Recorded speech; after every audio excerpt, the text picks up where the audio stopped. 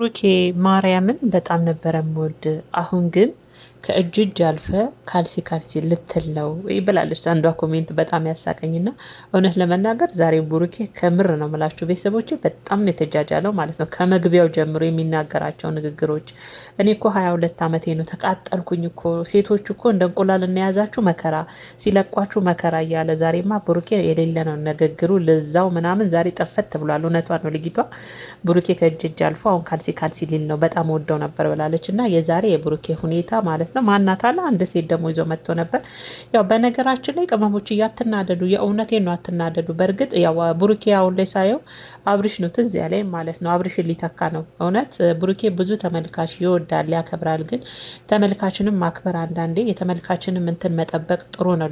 ለተመልካችም ክብር የሚባል ነገር አለ ማለት ነው። እና ዛሬ እንግዲህ ያው ሀይሚን አበሽቃለሁ ብሎ ስሟ ማናት አለ አራ ስሟን ጠርቶኒ ስሟ አልተያዘልኝም። እንግዲህ የልጆቼ እናት ከዚህ በኋላ ሚስቴ እሷ ናት። ዛሬ ቤት ይዤ ልጋብዛት ነው። ሀይሚ ትናንት ከቤት አባራኝ ነበረ። ዛሬ ደግሞ መብቴ ማስከበር አለብኝ። ቤቱ የኔ ነው ምናምን ምናምን ይደብራል። ከእውነት የእውነት ብሩኬ የዛሬ ንግግር ምንም አይመጥንም። ከአንተ ጋር የሚሄድ አይደለም። ብዙ የሚወዱክ እየተቀየሙ። በእርግጥ እኔ እውነት ለመናገር ብሩኬ እንደዚህ አይነት የዘቀጠ ስራ ይሰራል ብዬ አላስብም። ግን ቢሆንም ለተመልካች ግን ጥሩ አይደለም፣ ለእይታም ጥሩ አይደለም። ሀይሚቾ ደግሞ ንግግሯ በጣም የሌለ ነበረ የሚገርመው ማለት ነው። እና እኔ ወይ ፍንክች አልልም ስላልኩት እናንተ ስለምሰጡት በልቶ ካጅ ነው ብሩኬ። አስረግዞሽ እንደዛችኛዋ እንዳይጠፋ እንዳይመስልሽ ውስጡን አታቂውም። አንቺ ስንት ወርሽ ነው ከተዋወቃችሁ ትላታለች ልጅቷን። አንድ ወሬ ነው አለች። በአንድ ወር ነው ባሪውን አውቀሻል በደንብ። እኔ 2 ዓመት ሆኜ ብሩኬን ውስጡን ያላወቅኩት አንቺ እንዴት በአንድ ወር አወቅሽው አለቻት። እና ሀይሚቾ ንግግር እኮ ጎበዝ ናት። እና በልቶ ካጅ ነው ብሩኬ አስረግዞሽ እንዳይጠፋ። እኔ ወይ ፍንክች ስላልኩኝ ነው እናንተ ደግሞ እያነሳችሁ ስለምሰጡ ነው በማለት ልጅቷንም እንግዲህ በነገር ሽንቁር ሽንቁር አድርጋት ነበር። ዛሬ በነገራችን ላይ ሀይሚቾዬ ተመችታኛለች።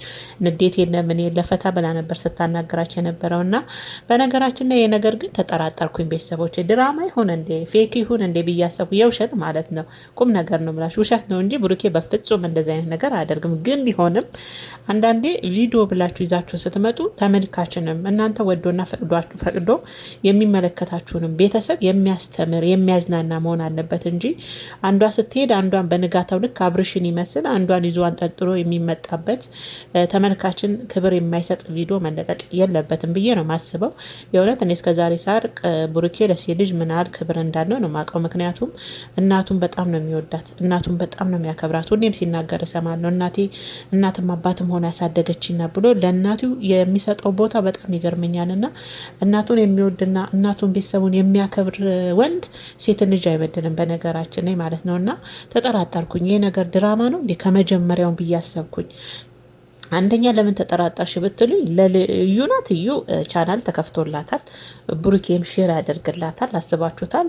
እውነተኛ ቢሆን እኮ እናንተ ህይወታችሁን በዚህ ልክ የበጠበጠን ሰው አይደለም ቻናል ከፍታችሁ ሼር እያደረጋችሁ ልታሳድጉት ቀርቶ ያንን ሰው አይኑ ማየት አትፈልጉም ነበረ። ስለዛ ቅመሞችዬ እውነት ለመናገር ዛሬ ብሩኬ የሰራው ስራ ጥሩ አይደለም። ውሸትም ቢሆን ያስጠላል። አንዳንድ የሚሰሩ ስራ ተመልካችን የሚያስተምር መሆን አለበት ብዬ ነው። ሁሌም የተሟዘዘ ስራ አንዷ ስትሄድ አንዷን ይዞ መምጣት አይነት ነገር መሆን የለበትም።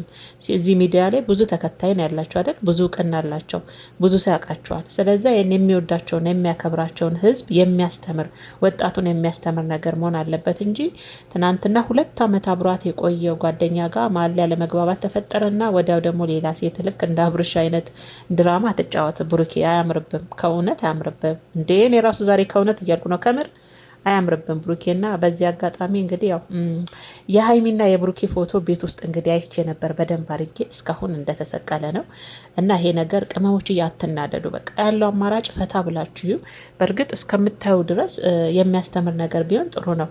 ልጅቷም ደግሞ አይን አውጣነቷን ገርሞኛል። ያው እሷም እንግዲህ ያው ነገ ደግሞ ያው ቻናል ይከፈትላታል እሷንም ለማስተዋወቅ ይመስለኛል። እና ሀይሚ የዛሬው መልስሽና ፈገግታሽ የሌለ ተመችቶኛል።